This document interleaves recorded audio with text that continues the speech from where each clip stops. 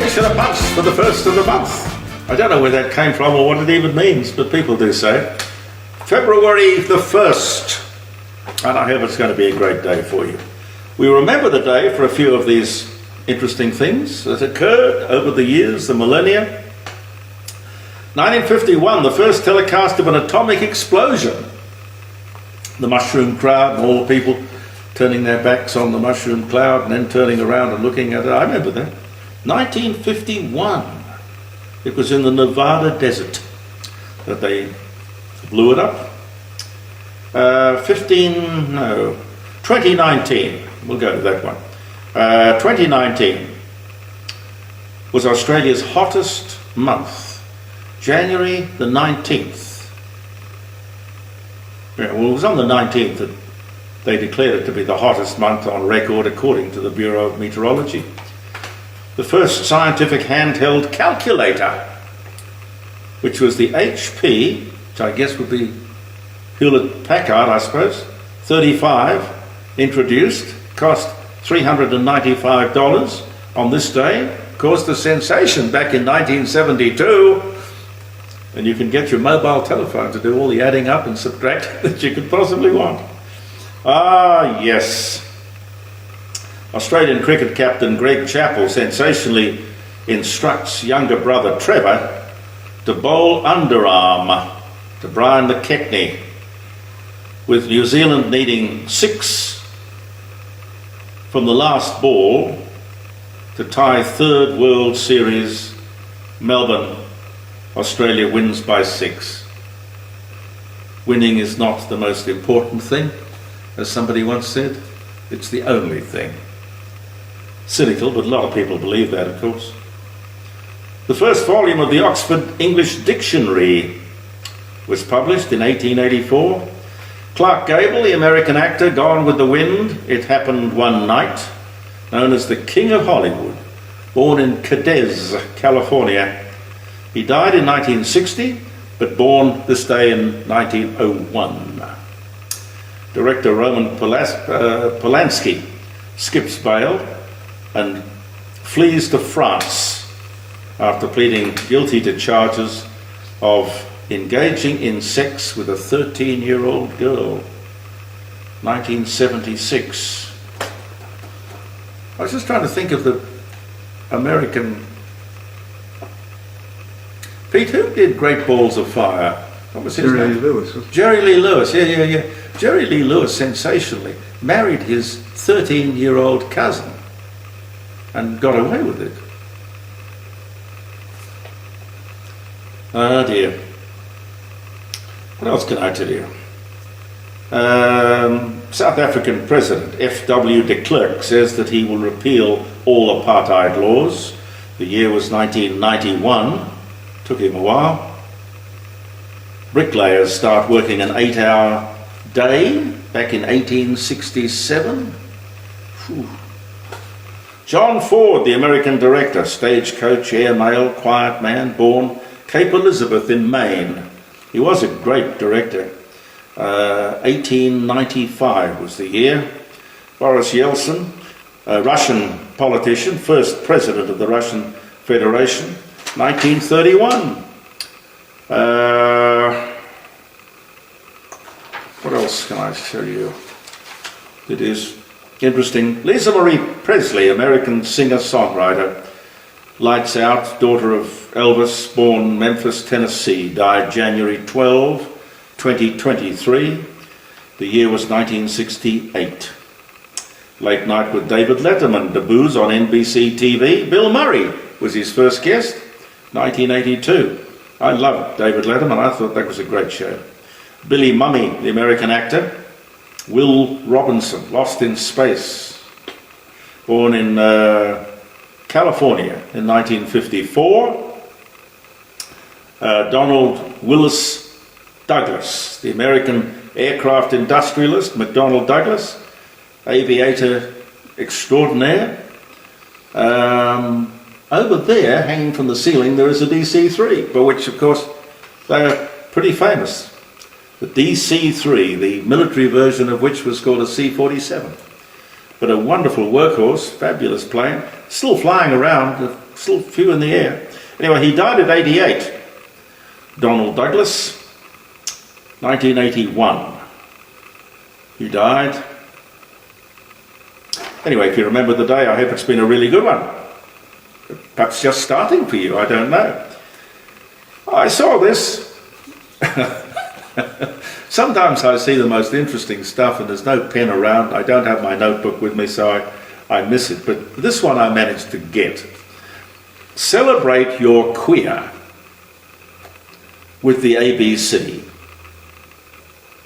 Now, I kid you not. I kid you not. I tuned in. It was the 25th of January. I tuned in to watch 7:30. What does that mean? Celebrate your queer with the ABC. Are these people nuts?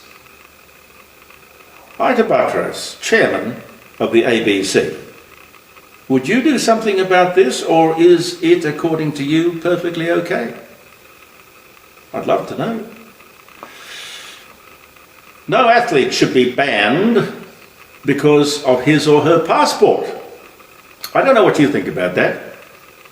The words of the head of the IOC, the people who run the Olympic Games, talking about Russia and Belarus, he was saying these athletes can't be denied the opportunity to compete at the Olympics just because of Putin's war. He wants them to compete at next year's Summer Olympics under a neutral flag. Now, we seem to find that it was okay for the ban. It was pretty much global, wasn't it? The ban that was placed on the South African regime, all sporting codes and fixtures were banned around the world. South Africa could not partake because of apartheid. A thoroughly principled thing for the world to do. We've done it before. Is the IOC just scared of Putin? Makes no sense. I can't remember exactly who it was. It might have been Jim Molan. But he said, the standard you walk past is the one you accept. I don't think the world can walk past Ukraine, can it? Frankly. The high cost of free education also caught my eye. The high cost of free state school education. 13 years, it'll cost about $100,000 per child. Some states a little bit less, some a little bit more, but on average about $100,000. New South Wales is the most expensive if you want to choose a private school, but none of them is cheap. It's well over, for a private school education for that same 13 years, it's well over $300,000. That's to send a girl or a boy to a private school. The question, of course, is, are we getting our money's worth? And are our children getting an education? Well, I would say in the state system they're getting an indoctrination. I don't know about an education. And also preschool. We've got a big inquiry equivalent to a royal commission. In fact, I guess we can call it a royal commission into the subject, early education. Children as young as 3. I wonder why people have children if you're going to pack them off to school at 3. I would have thought, you know, the old saying about as the twig is bent, so shall grow the tree, would be a useful thing for parents to keep in mind. The longer you have, or we have, influence over our children, I'm sure the more they will grow to our liking. Handing over young minds to people who may think very differently, I don't know that that's a very good idea. I think they want to perhaps get our children as young as possible and fill their heads with God knows what. Bill Gates, interesting fellow that he is, wants to invest in an Australian product. It's a dietary supplement for cattle and sheep.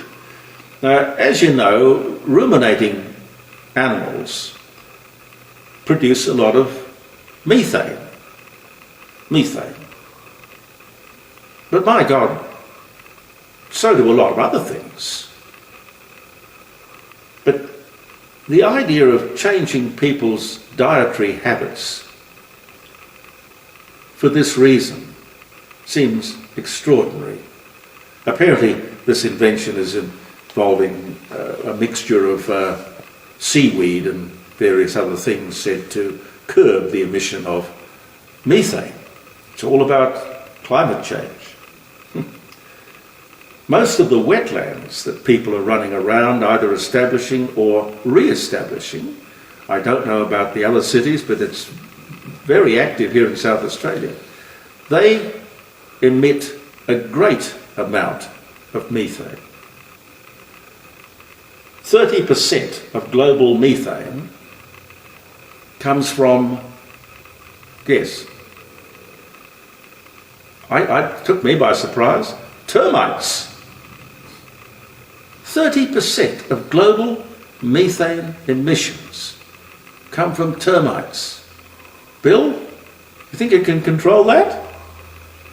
20 tonnes of global methane each year, and you couldn't calculate the amount of methane that comes from the odd volcano when it erupts. I wonder how Bill got to be so rich. I don't know, but one thing if I ever got the chance to talk to Bill Gates, I would simply say, look up or Google a simple question: is climate change natural? I invite everybody to do that because it tells you chapter and verse how natural climate change is. And by the way, I wonder if we maybe have somebody from the Liberal Party watch our segments on Facebook, but the Liberal Party had better undertake a massive search for some suitable candidates before they disappear off the planet altogether. If they want a credible chance at winning office in the various states and federally, they've got to find better candidates and leadership. I don't even know if they're looking, because I think, frankly, before you fix a problem, you've got to admit that there is a problem.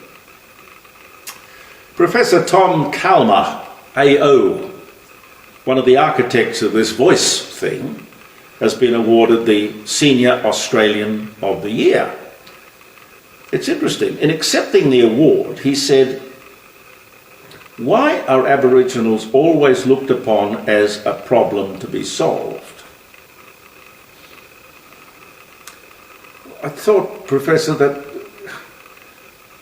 that would be pretty obvious, particularly in the light of what's going on the streets of Alice Springs and Tennant Creek and Catherine. He said some other interesting things too. We should be celebrating the achievements of Aboriginals. And I'm sure they're there, but enunciate them. What are they? We all need to know. He stated categorically, and I found this a bit odd, Aboriginals drink far less than white people. Now, I don't know whether that's statistically because there are fewer of them. Aboriginals are only 3% of the population. So I suppose he's got a point there, but you could walk around here in Adelaide, North Terrace or Whitmore Square or a few other places in town, let alone the streets of Alice Springs and Catherine, Tennant Creek, and you could tell me what you think. But if the professor does not think that alcohol is a problem within the Aboriginal community, He's not seeing what I'm seeing. Do I have time for one more? He's got one of these days, he's going to say, no. You're the boss. No. Australia Day Council have awarded the honours to various people. And I'm not talking about the Orders of Australia, I'm talking about the Senior Australian of the Year, the Australian of the Year, all of that kind of thing. And it's good, it's important to reward and encourage people to achieve above and beyond. But this Australia Day Council seems to think that body image is the most important issue facing the country. Fat shaming or body shapes, the biggest issue in the country? I don't know. The Australian of the Year is Taryn Brumfitt. Taryn. Interesting spelling. Taryn Buffett, who is a South Australian. Chalk one up for the state. The Australian of the Year. A much better choice, may I say, than Grace Tame. For my taste, anyway. She said in her acceptance speech, we must not worry about how we look. Or words to that effect. I don't know. Australian of the Year or not, and I congratulate her for getting the gong, the accolade, but what the hell is wrong with worrying about one's appearance? I mean, I know I've got to lose 2 stone. What's that? 12 kilos. I've got to do it, just for my own health's sake. Too many people are headed for diabetes, and a diabetes epidemic will make COVID look like a walk in the park. And you look at the average Australian, and I include myself, we need to think more about our appearance, our shape, our weight, but not according to our Australian of the Year. I don't think there's anything wrong with taking some pride in how you look, wanting to look better.